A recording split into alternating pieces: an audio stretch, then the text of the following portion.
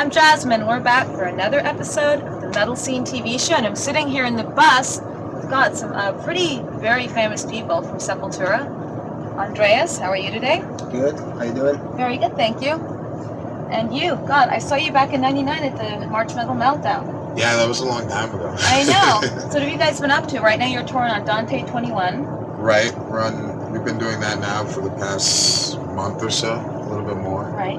And before that, we've just been playing shows all over, just touring all over the world pretty much. It's been a long time since we've been back in the States, but we've been doing a lot of shows in Brazil, South America, pretty much like everywhere. So it feels really good to be back here touring. It's been almost 4 years. So. And that's one thing, you guys actually have a pretty good fan base here. I mean, you could go 4 years and then you come back and it's like sold out shows. What made you decide to stay away from touring in the States for 4 years? Well, I mean, we have some changes within the band. I mean, Igor left the band like 6 or 7 months ago. Right.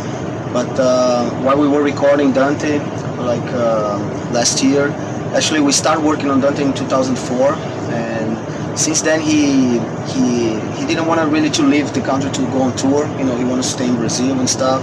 So we had to find different drummers, and also we took our time really, you know, to do auditions and all that, and I mean just offers too, you know, like good tours and stuff. We didn't want it to come just to be here, you know. We wanted to come and make sense, you know, to do like some cool packages, and we finally got this chance to come here now with this new album.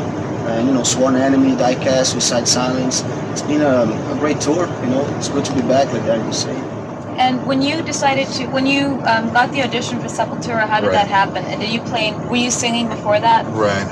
I'd always played in bands since I was like 14. Wow. Like playing like hardcore shows and hardcore style of music. And I was living in New York, and I met somebody from Roadrunner Records who I knew. And he told me that they were looking for somebody. They had a song that was going out with no vocals that they had written. And they were giving it to people to try out the vocals and make up whatever with the song. So I got it, did that in the studio and sent it to them, and then like a month later I was asked to come down and do an audition. And so that lasted for 2 weeks of just partying the first week.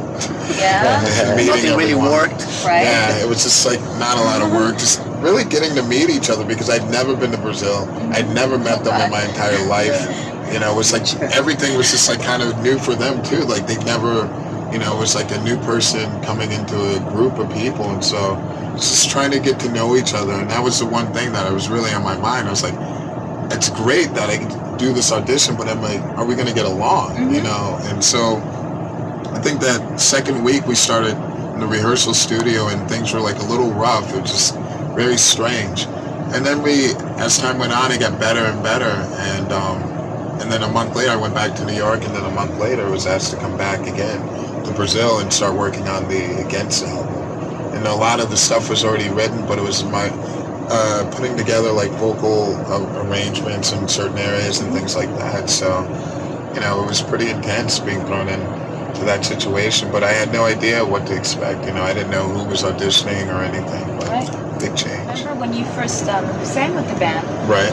Were you kind of scared at first? I mean, I know what the lineup was before, most people do, and then you came in and you took over where Max was. How did that feel? Were you nervous, or did you get a lot of resentment from fans? I think it was pretty crazy at first. I think for anybody to step into a situation where there was such a long history, but it's just a matter of wanting to really accomplish something, really wanting to do something within the group. And I think touring and even moving to Brazil and living there and doing all that really added to the power of the group to continue on after such a big change. And I think a lot of fans saw that, who were very open-minded, who really understood that Sepultura was more than just a person. It's a group.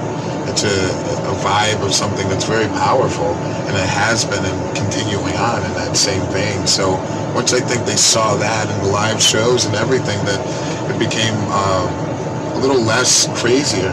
You know, it's more confident as things went on. So now I think we're at a very good stage of doing some really creative stuff and continuing in that same way. Where did you move to Brazil from? I was originally living in New York, Right. and I was born in Cleveland, Ohio. So it's like a pretty radical change, you know, in Yeah. every way, like culturally and in every aspect, you know. But it's great, you know. I've been living there. I love it. I can almost speak Portuguese. Fala português? Almost. Falo bem. Falo bem? Bem. Você fala bem português? No, meu bicha louca. Bicha louca. Well, you guys are pretty much mainstream in Brazil. Actually, I went to your fan club headquarters a long time ago in nice. São Paulo. This was back in 1997. And this really big guy, heavy set. Right. I did the Joe Suarez show, and I told him how much I love Sepultura. Oh, you were on the Joe Suarez. Yes. That's cool. And he came to the place I was at the next day, and they took me to the fan club. So I have the Caballero wear T-shirt still Yeah. to this day. Awesome. Now your band has been through quite a bit of changes, from morbid visions. I mean, like back from schizophrenia until now. Where would you say is the highest point of Sepultura? Where do you think the high point in the career was, and where do you see Sepultura going, like after this tour? Well, I think like popular, you know, when Sepultura was really popular and really on the high peak was during the Roots times, you know. Yeah. When we started like touring outside Brazil during Beneath the Remains, and then on our rise we already started using the Brazilian influences, you know, seeing Brazil from outside, and Chaos AD, and finally Roots exploded on all the percussion and, you know, the chance to work with the Indian tribe, the Chavantes tribe. Yes. And I guess like that was the peak, but at the same time, you know, all the stuff around the band's life was like chaos, you know. Yeah. Was totally, you know, totally disunited. Sabe, it was no more the same vibe that was in the beginning, you know. So unfortunately, you know, Max left the band because of, you know, all those problems, management and all that crap and stuff.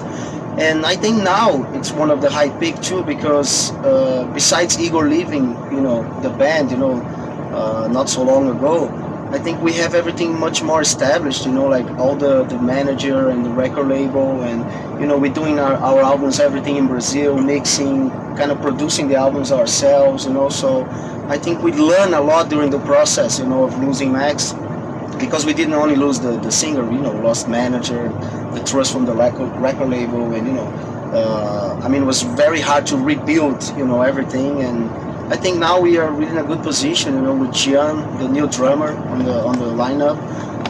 We're growing as a band again, and I mean, Sepultura history, you know, it's 22 years of history. It's full of changes of, you know, places that we live, you know, and managers and record labels and lineups, you know. I think it's part of life, you know. After this, maybe going back into the studio to do another album. I mean, you're very lucky you could tour for 4 years on one album. I mean, that's amazing.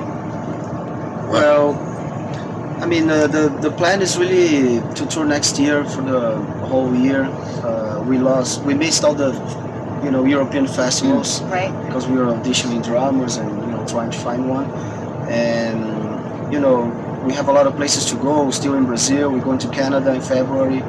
More places in Mexico, Europe, you know, the festivals, and hopefully we'll come back here in America, you know, with a festival or something, you know. We want to really to be more here. I mean, we stay away for too long, you know, so we like to be more in America, and hopefully next year we'll be back.